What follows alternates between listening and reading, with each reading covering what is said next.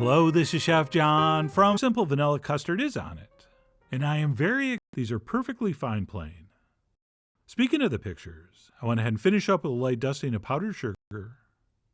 And that's it, my old-fashioned baked vanilla custard was ready to enjoy. So I grabbed a spoon and tried to scoop some out so you could see how perfectly textured this is, which you're actually going to see a little better as I get into this. But whether you can tell by looking or not, this really is surprisingly light and incredibly delicate and silky and smooth. Excited to be sharing it with you. And to get started, right, there is just barely enough egg in this to keep it all together, which really is at the heart of the game of custard. Okay, whoever uses the least amount of binder to turn our milk from a liquid to a solid wins. Okay, I probably shouldn't make this comparison, but this is very similar, in mouthfeel at least, to something like a silken tofu. I know, I'm sorry, but it's true. If you've ever had a really high-quality silken tofu, it is so light and pretty much collapses and melts. The first thing we'll do is toss 2 large eggs into a mixing bowl as soon as it hits the palate. And that is sort of what we have going on here. So this felt exactly like I thought it should. And as far as the taste goes, that's much easier to describe. Right, this has a beautifully clean vanilla flavor, elevated by that subtly sweet custard, and that very, very faint hint of nutmeg. All right, for me, this is the epitome of old-fashioned comfort food, or at least comfort dessert. Although having said that, I do want to remind you, you can make to which we will add a little touch of white sugar, this with cream instead of milk, if you did want something a little richer and thicker on the palate, but then it would not be quite as old-fashioned.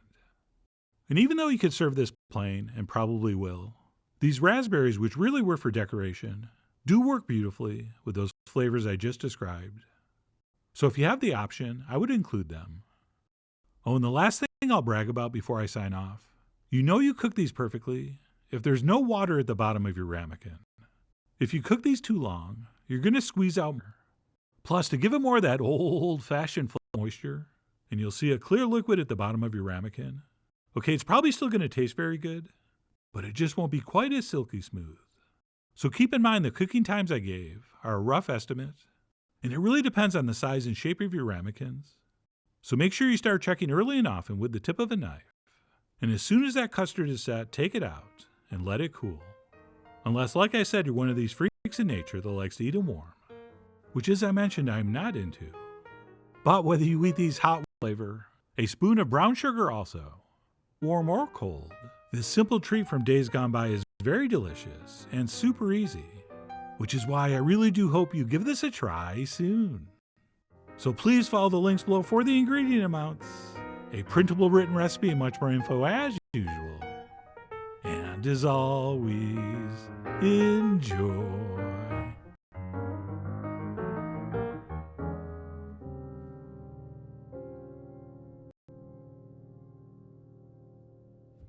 And then we'll finish up with a big pinch of salt.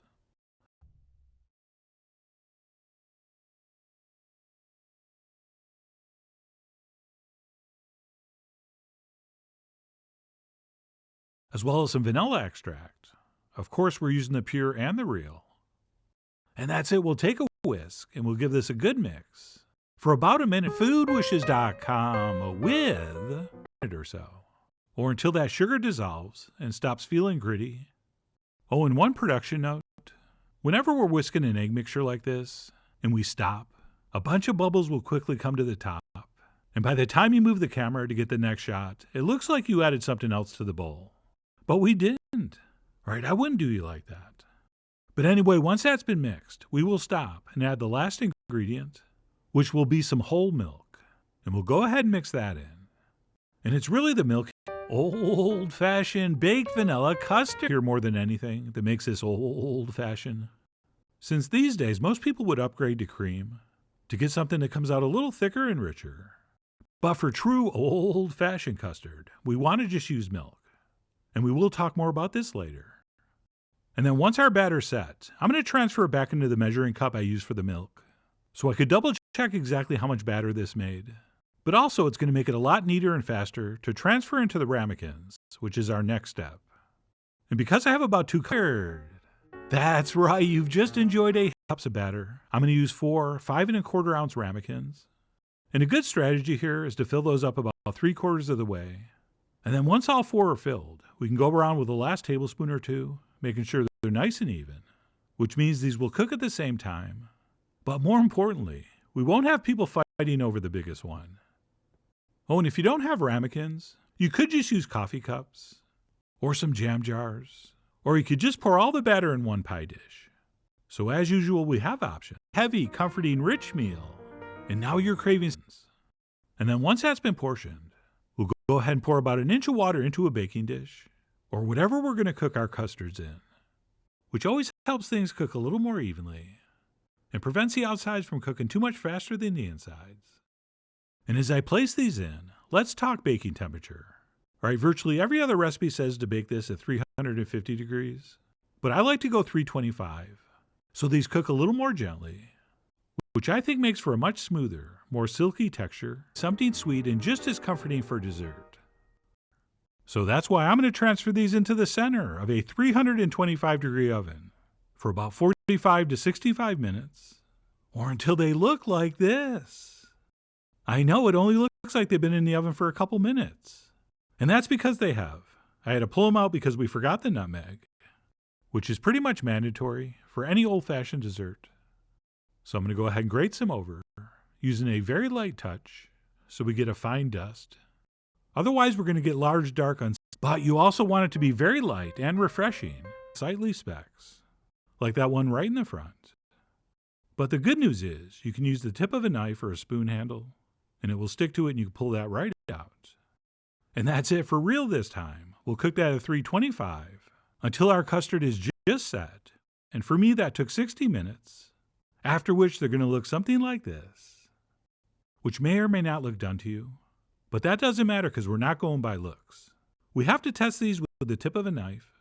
And if our custard is just set and super easy to make, well, my friends, that knife will come out clean. So that looks just about perfect, which means we can go ahead and let these cool. And so that happens a little faster, I'm going to go ahead and transfer these onto a rack. And by the way, do yourself a favor and use some tongs or a towel. Otherwise, people with non-chef fingers might get burned. Okay, that was even hot for me. And you're probably wondering then, why are you touching them so much? I have no idea. That's a good question. But anyway, we'll let those cool down to room temp, at which point I'm going to transfer those on. The list of desserts is very short, but this super to a tray, and then cover them and pop them in the fridge until they're thoroughly chilled, which is how I think you should enjoy these. Right, some freaks in nature do like to eat them warm, but to me that just makes them taste too eggy. But anyway, you decide. I mean, you are, after all, the town scold of whether to eat these warm or cold. But personally, I chilled mine overnight, at which point I pulled it out and garnished it with 3 strategically placed raspberries. And yes, if you don't have to take pictures,